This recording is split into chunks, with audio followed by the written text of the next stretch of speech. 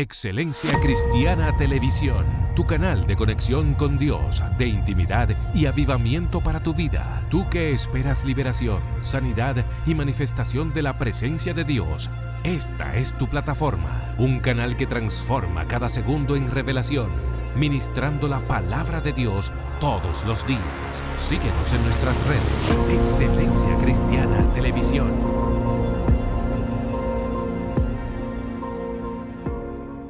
Dios les bendiga y gracias por estar con nosotros una vez más en este podcast con excelencia. Otra vez con el pastor Víctor Almanza. Una vez más.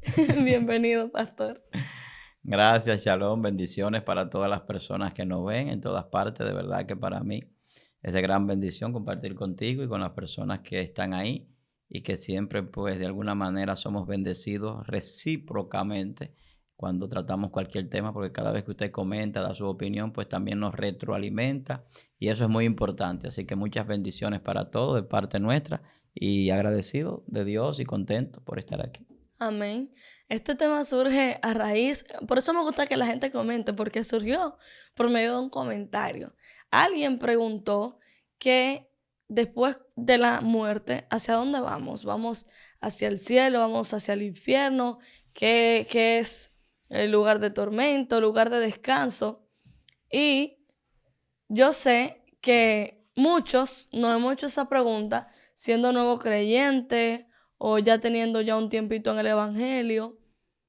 Nos preguntamos, hay gente que asegura haber ido al infierno y ver personas allá.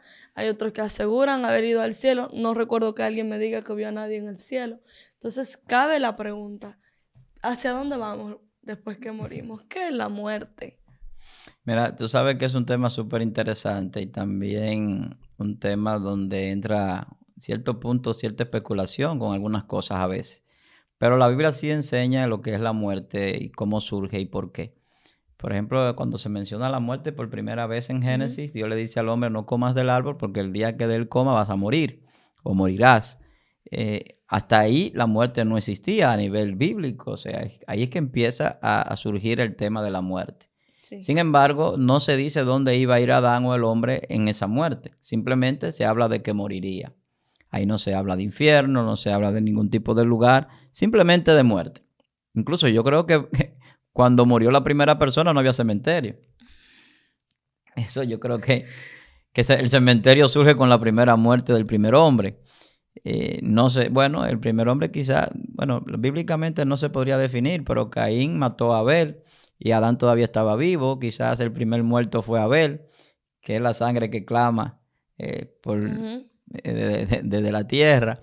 Pero bueno, eso tiene también un significado más allá tipológico en cuanto a Jesús y en cuanto a la salvación también, porque había una promesa de donde vendría uno que heriría y que vengaría, podríamos decir, a la humanidad, estableciendo un reino sobre las tinieblas y sobre Satanás, que es el que hace que la mujer peque y luego el hombre, a través de la transgresión, llega también el pecado. Entonces, vemos que la Biblia dice que la paga del pecado es muerte. Entonces vamos viendo un sentido en cuanto a la muerte, cómo surge, por qué y de dónde viene este término de muerte. Ahora, cuando hablamos de muerte, estamos hablando del cese de actividades, estamos hablando de una inercia total, estamos hablando de que en la muerte no hay obra, no hay memoria, o sea, no hay vida. O sea, algo muerto es algo que no tiene vida. Así de simple como se escucha.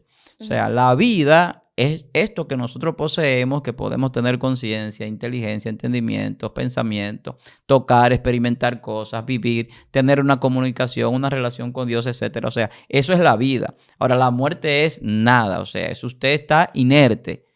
Cuando se habla de muerte, se habla totalmente de una inercia. Ahora, ¿qué pasa con el hombre? Porque la Biblia habla de que hay una separación y todo esto es importante decirlo antes de hablar a dónde va tal o cual cosa de lo que tiene que ver con el ser o la conformación del ser. Recuérdense que nosotros a nivel bíblico se nos muestra una tricotomía o una multidimensionalidad del hombre en cuanto a cuerpo, alma y espíritu.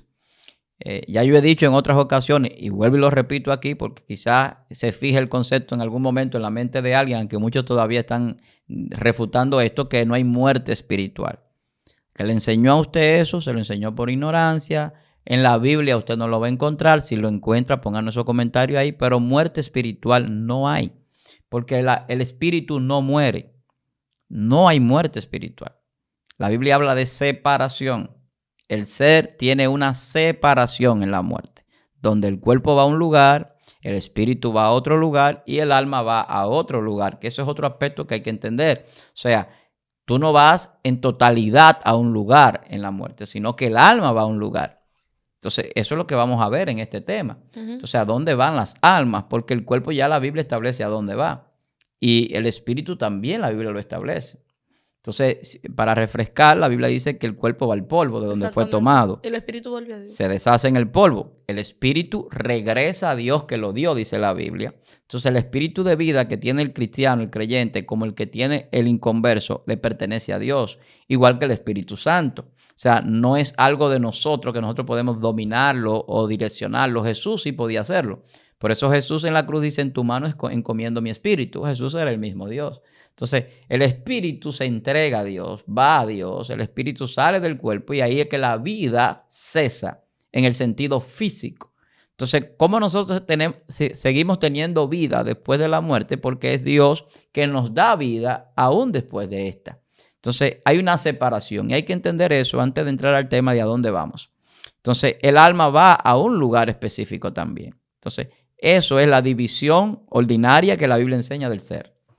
Cuando usted estaba expresando acerca de cómo se enseña que uno no va en totalidad a un sitio, sino que hay una separación en cuanto a cuerpo, alma y espíritu. Por eso hay muchas ramas religiosas que promueven la reencarnación y este tipo de cosas. Ahora, dentro de lo que usted hablaba de cómo se enseña la palabra en la iglesia en este sentido, es acerca de que el tema de la ignorancia en cuanto a la muerte espiritual. Entiendo que cuando muchos pastores se refieren a muerte espiritual, y quiero contextualizar aquí, habla de una inconsciencia a lo de Dios. Me explico.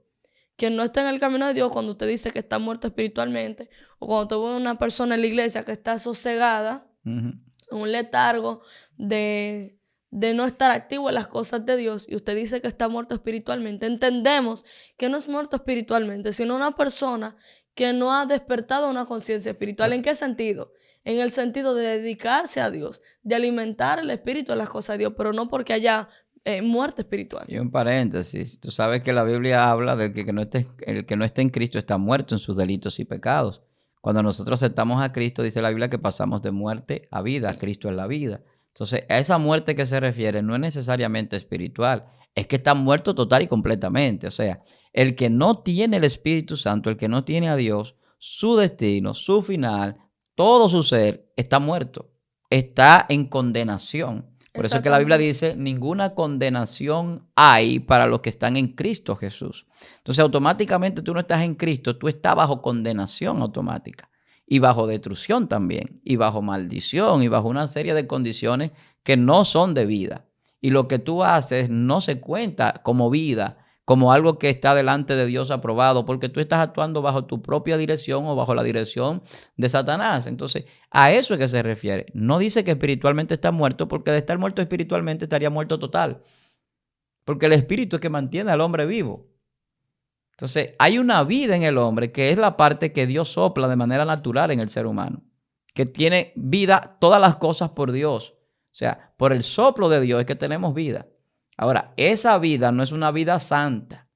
¿Cuándo se santifica? Cuando viene el Espíritu Santo.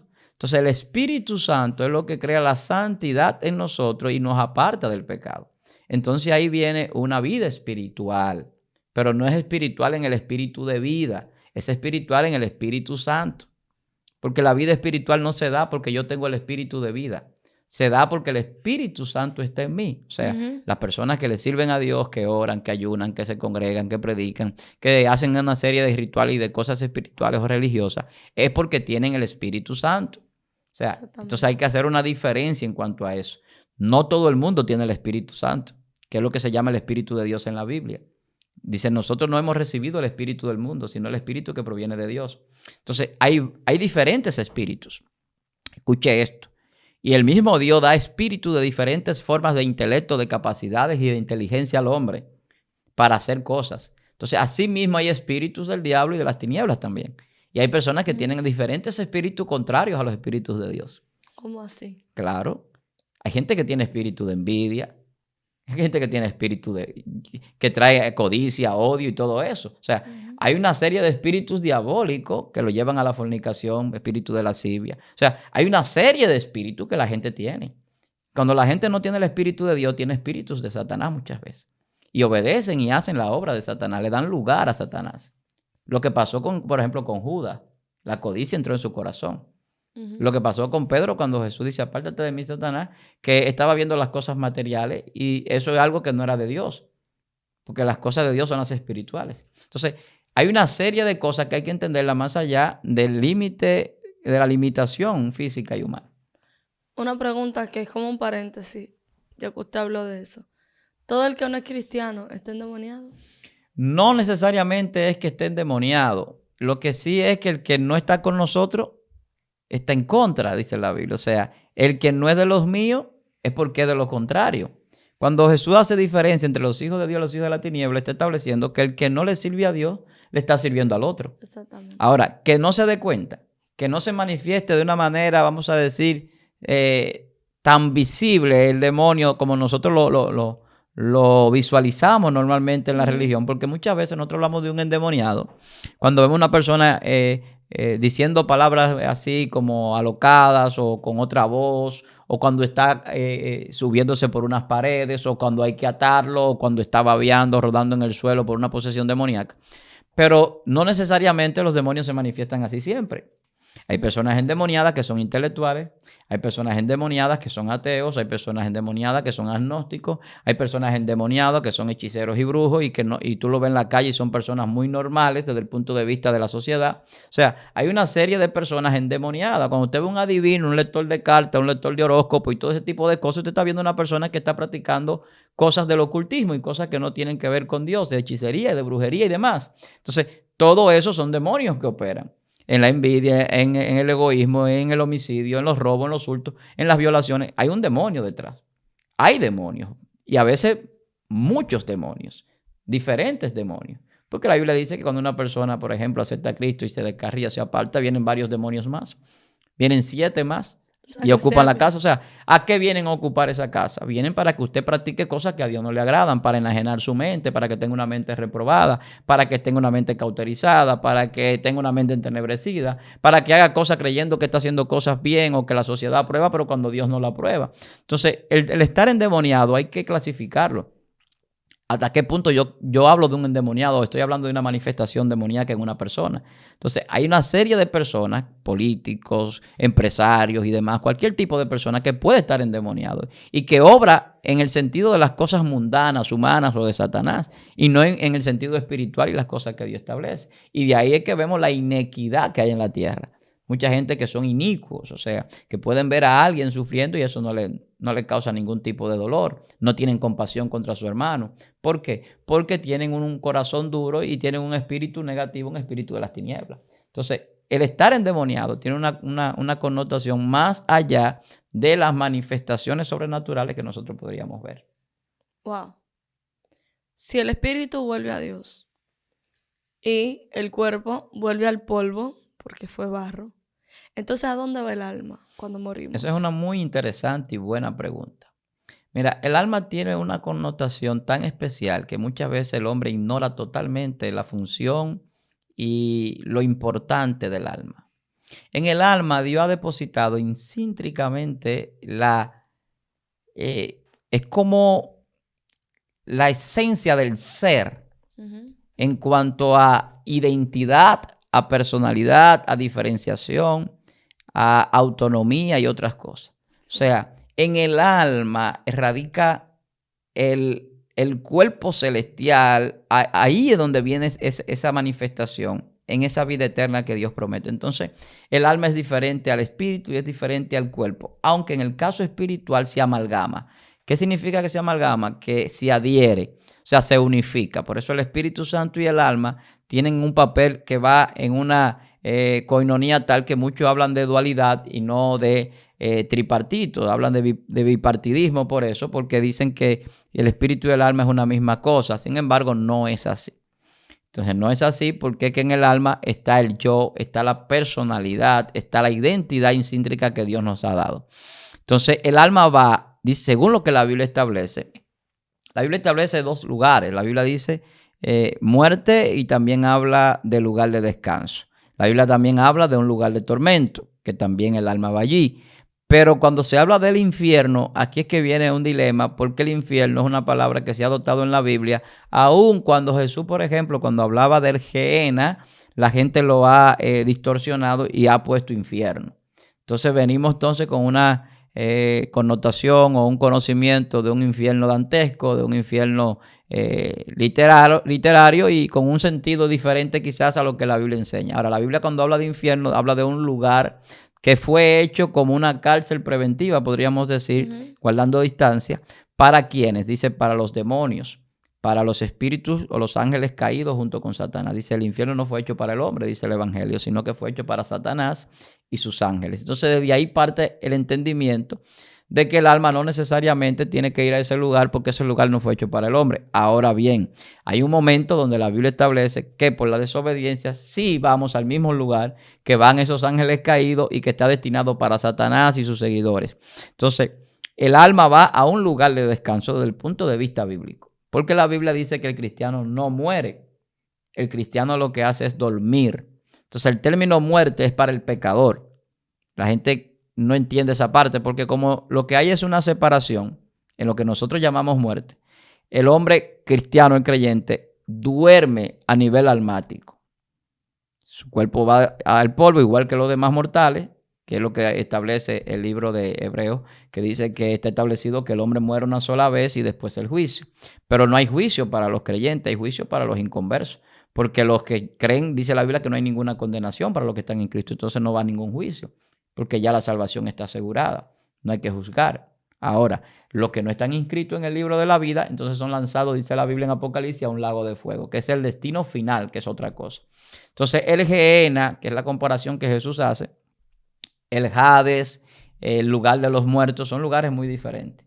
Entonces, cuando la Biblia habla del lugar de los muertos, está hablando de lugares donde van aquellos muertos que es la parte física, terrenal y humana. Pero cuando se habla del infierno, está hablando de una parte ya espiritual donde van las almas y donde es atormentado el que muere sin Cristo.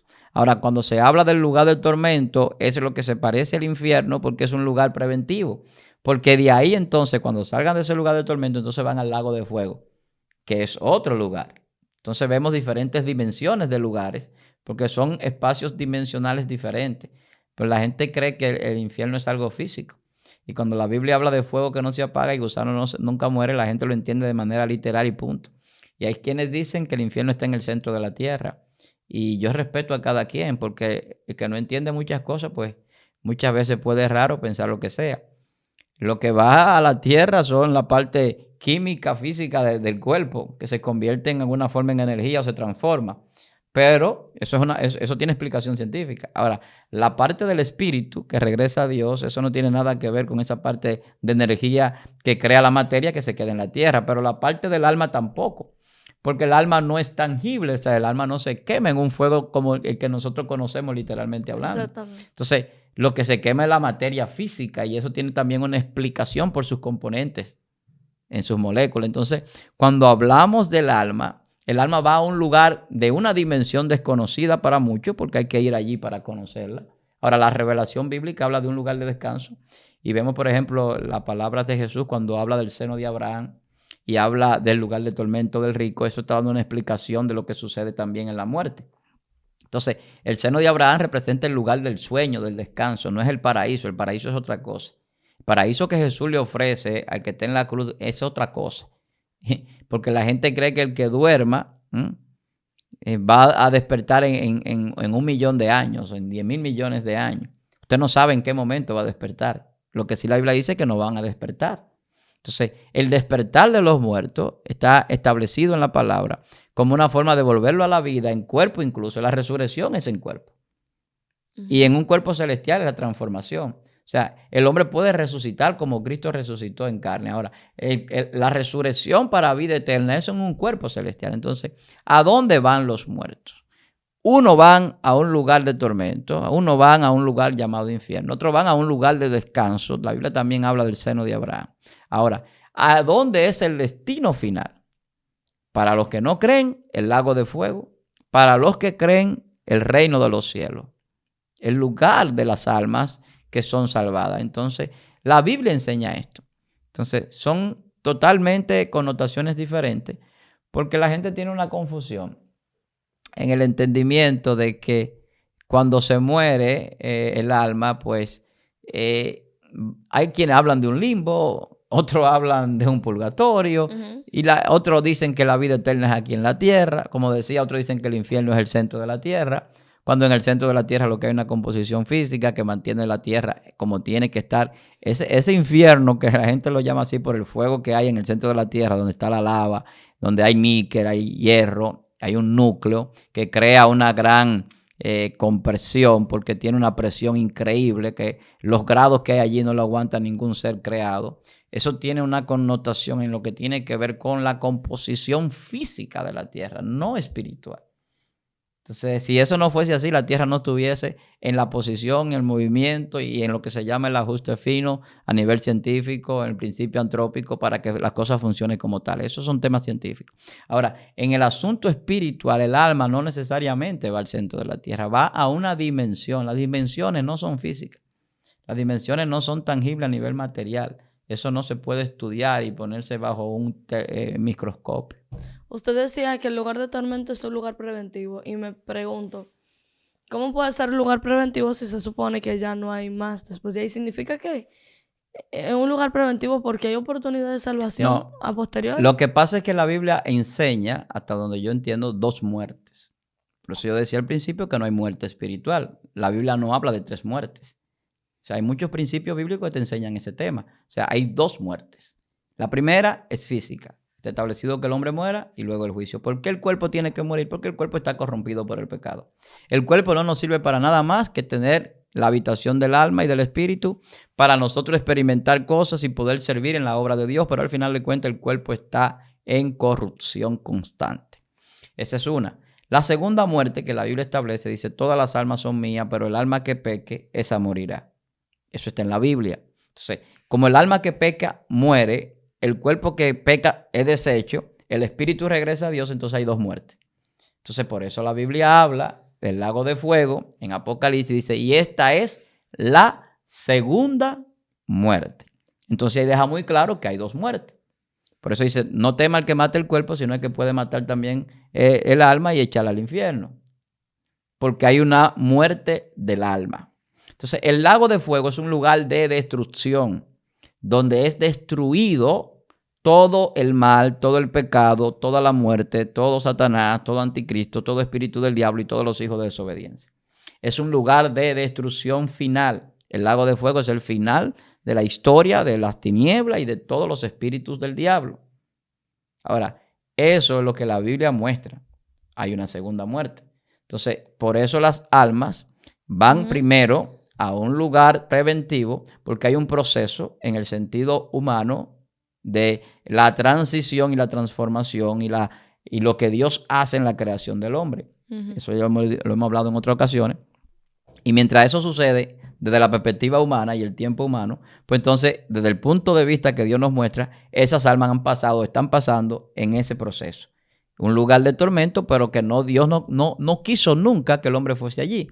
Dios no lo hizo para el hombre. Ahora, ¿quién elige ir allí? El hombre. Porque el hombre tiene lo que se llama albedrío en una sola ocasión y en una sola decisión en su vida.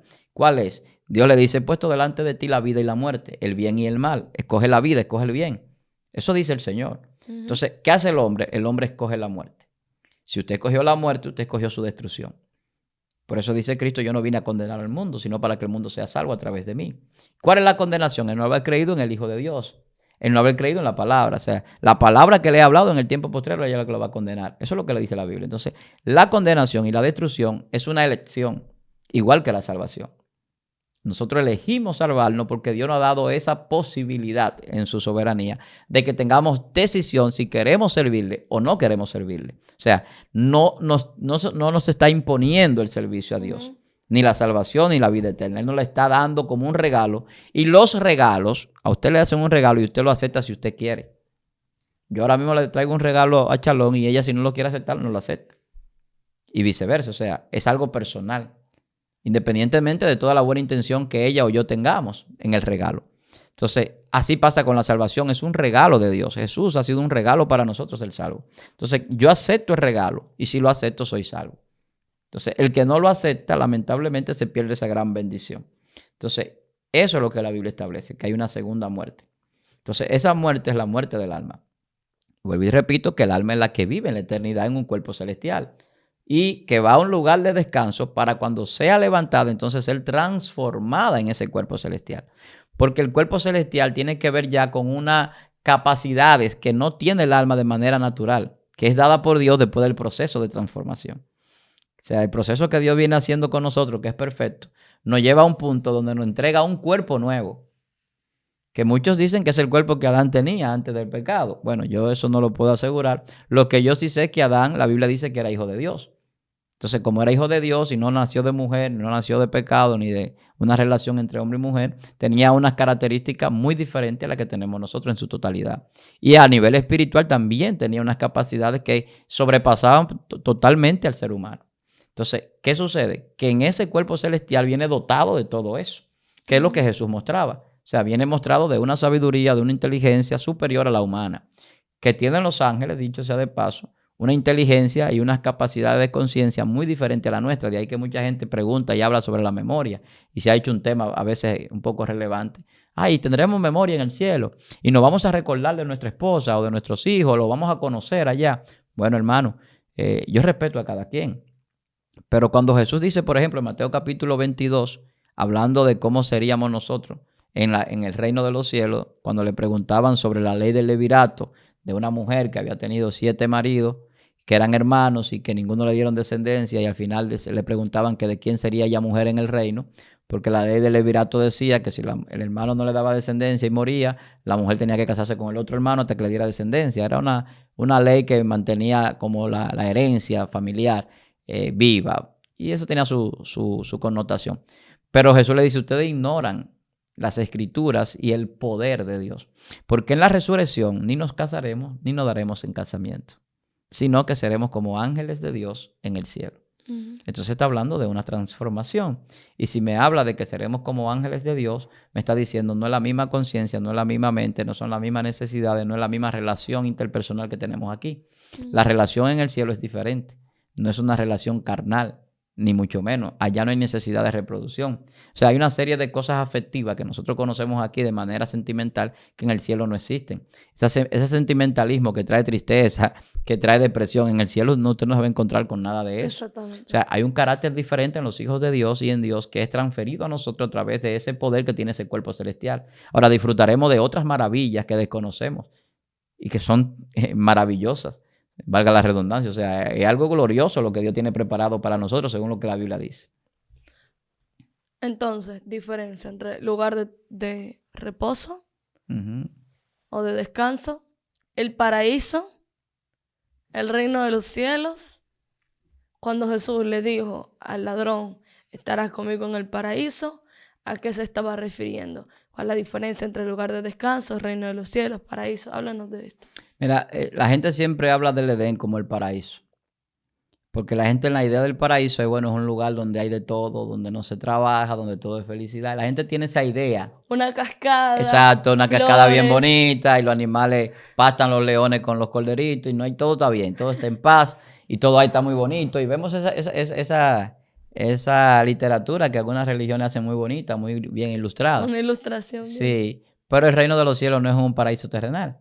No es una cascada, no es una playa del Caribe, no es un coco de agua, no es nada de eso. O sea, no es esa belleza que tenemos aquí, por ejemplo, en las playas de República Dominicana, que es un paraíso, valga decirlo. Nosotros vamos a cualquier playa del este y nos sentimos que estamos en un paraíso. Muy bonito. Pero el asunto es que el paraíso está haciendo referencia a ese mismo lugar de descanso, pero con un sentido diferente, porque el seno de Abraham habla de la forma en la que vamos a estar durmiendo. El paraíso habla de lo que vamos a recibir, riquezas, belleza, paz, toda esa gloria que encierra ese lugar. Entonces, cuando hablamos del reino de los cielos, estamos hablando de un orden, de una autoridad, de un gobierno, estamos hablando de una organización que es la que Dios ha hecho en su espacio, donde esas dimensiones que Él ha creado para nosotros en la eternidad. Entonces, son características diferentes, pero al final van alineadas con el mismo sentido prácticamente, aunque son etapas diferentes, porque se dan en múltiples dimensiones.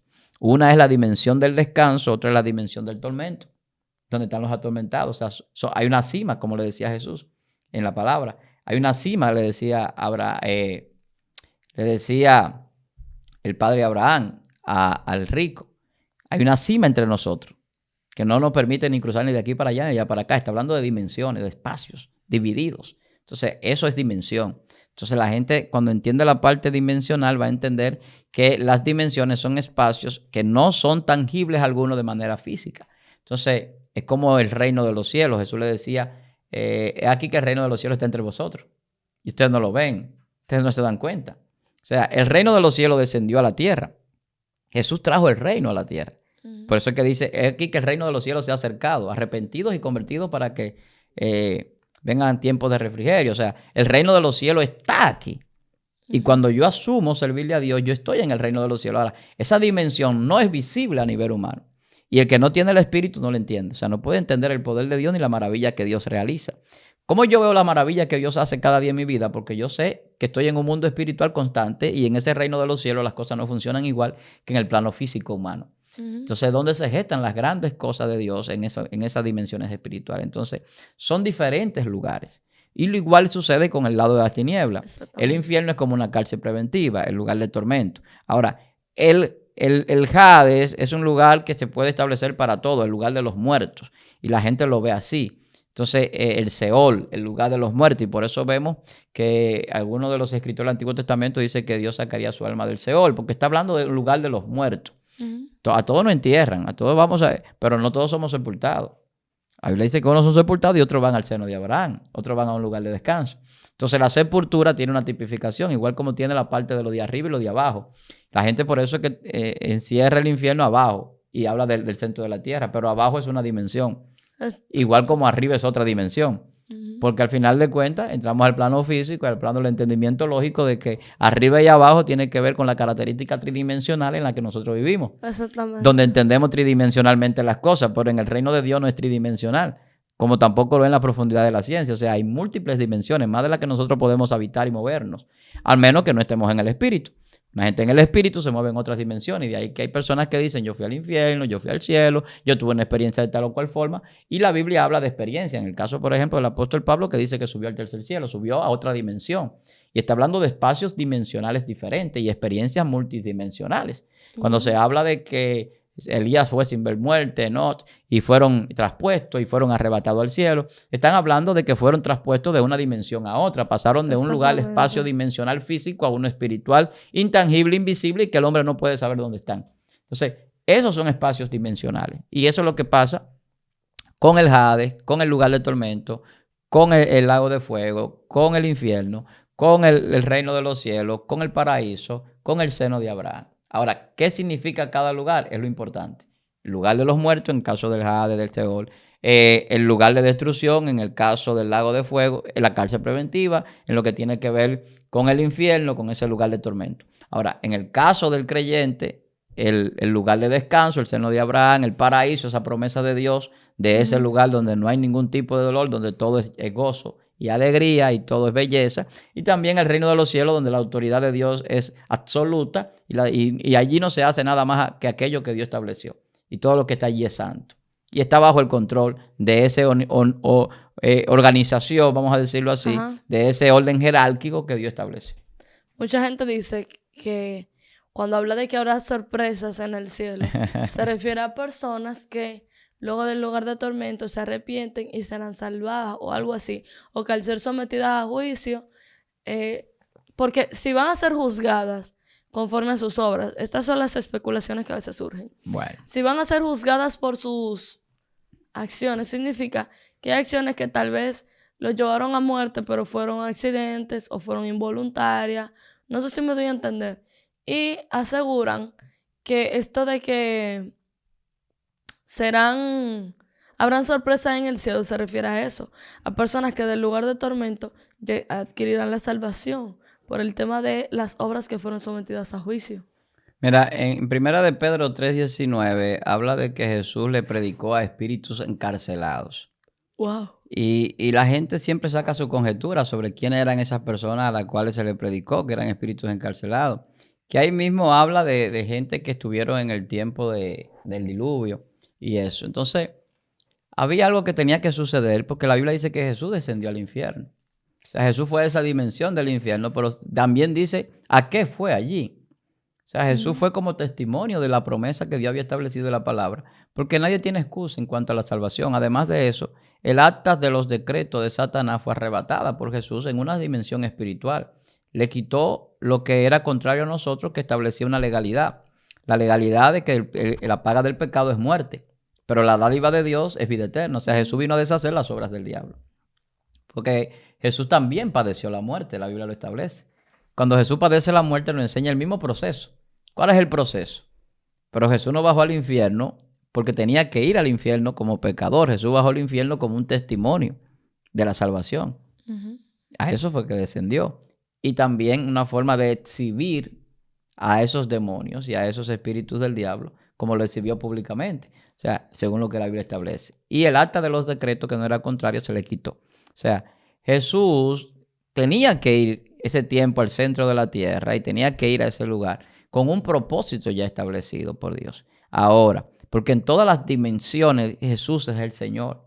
Por eso es que toda potestad le dada en el cielo, en la tierra, debajo de la tierra, en todas partes. O sea, hay gente que piensa que el infierno lo gobierna Satanás. Y Satanás no ha hecho infierno. Satanás no manda a la gente al infierno. El infierno lo hizo Dios para Satanás y sus ángeles. Satanás no quiere estar allí. Los ángeles caídos no quieren estar encarcelados allí. El que está encarcelado está en contra de su voluntad la mayoría de veces o de su deseo. O sea, está allí por una pena. Purgando una pena que viene con un juicio ya decretado, sin revocación, sin apelación, que es su destrucción final. Pero entonces cuando dice que le entregó la llave del infierno a la iglesia y Jesús mismo le predicó a espíritu encarcelado, ¿a qué se refería el texto con que le predicó a espíritu encarcelado? Es que Jesús pregonó la salvación en ese sentido. O sea, no en el sentido de que ustedes pueden arrepentirse, sino en el sentido de la veracidad de la salvación.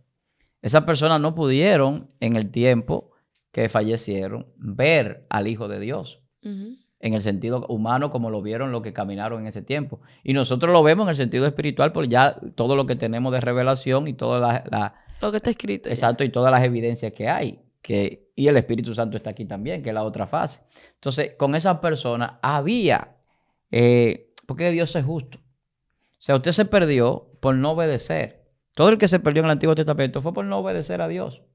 Entonces, eso es un testimonio de que usted se perdió no porque Dios sea injusto, es porque usted decidió vivir en injusticia. Porque hay gente que dice, ay, ¿por qué Dios va a mandar a la gente al infierno? Ay, Dios no va a condenar a nadie porque Dios es amor. Hermano, es que no es Dios que condena, no es Dios que manda a la gente al infierno. Lo vemos y lo repetimos, el infierno fue hecho para Satanás y sus ángeles primeramente. Segundo, las personas van al infierno y van al lugar de tormento y van finalmente al lago de fuego por desobedientes. O sea, por no obedecer a Dios, por no querer a Dios, entiéndalo así. O sea, si usted no quiere servirle a Dios, eso es un problema suyo, porque ha sido su decisión, no la de Dios ni la nuestra. O sea, el deseo de Dios y de todos los hijos de Dios es que todo el mundo sea salvo. Entonces, cuando dice que habrá sorpresas. La sorpresa, eso hay que ver dónde que está eso que la gente dice que habrá sorpresa. Porque hay una serie de cosas que van a suceder que nosotros desconocemos en la resurrección. Entre ellas hay recompensas y premiaciones. ¿Cómo va a ser? Hay posiciones y en la Biblia se habla de las posiciones. Hay gente que va a estar en un lugar privilegiado con Jesús para juzgar.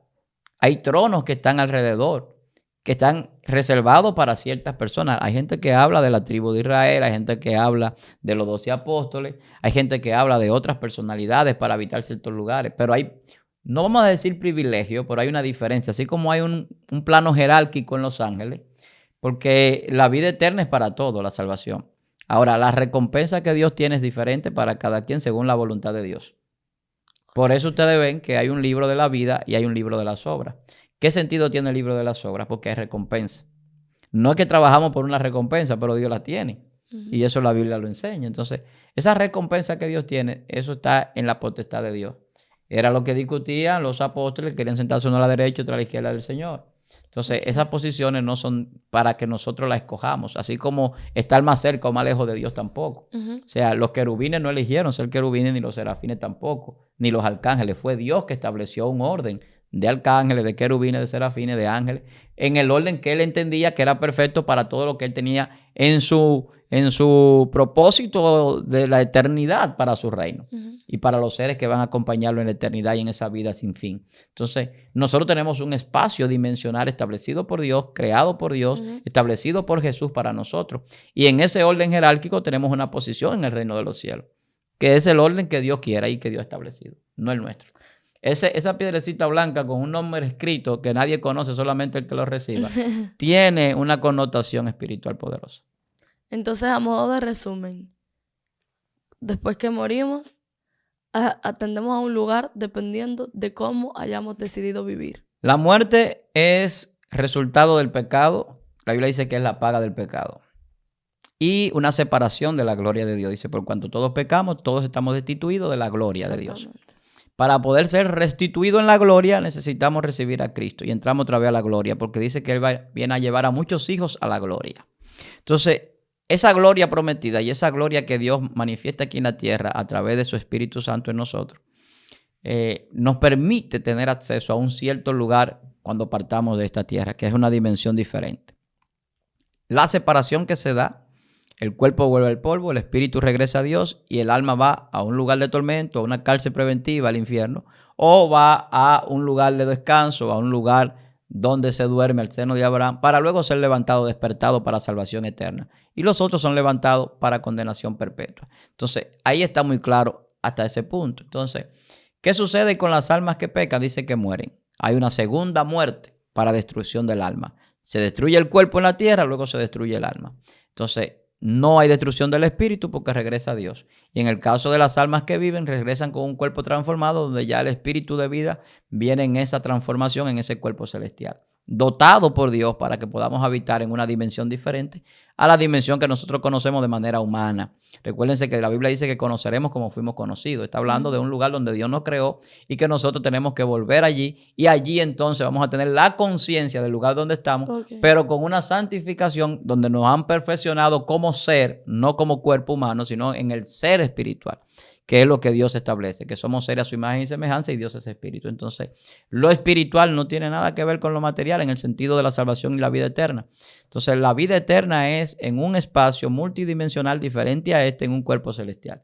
¿Dónde van las almas? Van primero a un lugar de descanso y luego a ese lugar del reino de los cielos, que está en una dimensión desconocida y que nosotros no podemos establecer con una dirección o con un GPS. Aleluya. Yo sé que este tema va a bendecir a mucha gente. Y luego vamos a abordar el tema, pastor, de la salvación o perdición de las personas antes de Cristo. Porque yo creo que habría que abundar un poquito más en cuanto a eso. Y abordar también el tema de salvación que es por gracia y la salvación definitiva al pueblo de Israel. Entonces yo creo que ahí podríamos abundar un poquito y no daría el tiempo así, a modo de que de repaso. Claro. Sino que tendría que ser abordado en un tema completo. Y hay un punto en cuanto al número, que la gente cree que la salvación tiene que ser en un número X tal. El número perfecto de Dios está establecido para los salvados. O sea, que la cantidad que se pierden o se salvan, eso es irrelevante. Nosotros sí nos da cosas y decimos, wow, tanta gente perdiéndose, pero al final eso es irrelevante porque hay un número establecido y ese número es el número de los salvados establecido por Dios. Y se está completando. Ay, Dios Eso mío. es como a manera, ¿verdad?, Señor, de avance. Procuro yo ser parte de ese elenco de los salvados. De estar en ese número. Pastor, ¿cómo lo podemos seguir en redes sociales? Víctor Armani en Instagram, Pastor Víctor Almanzar en YouTube. Y ahora en nuestro nuevo canal le estoy pidiendo a la gente que vaya y se suscriba, El Cristiano Cuántico. Yo sé que se va a gozar mucho porque allí hablamos de ciencia y tiene su aderezo bíblico muy, muy, muy interesante. Usted va a aprender mucho. Yo no me dejo de reír cuando usted dice el cristiano cuántico. Sí, va a estar muy bueno. Se Señores. está preparando algo muy especial para la gente que nos sigue y que quieren disfrutar de muchas cosas que el Señor nos ha permitido y que podemos hablar de ellas. Amén, amén. Señor, esté pendiente a cada video de aquí de Excelencia Cristiana Televisión. Dele me gusta a este video antes de salir. Suscríbase si todavía no lo ha hecho y comparte este video con alguien más para que procure ser del equipo de salvados. Sí. Así que Dios les bendiga y Dios les guarde. Excelencia Cristiana Televisión, tu canal de conexión con Dios, de intimidad y avivamiento para tu vida. Tú que esperas liberación, sanidad y manifestación de la presencia de Dios.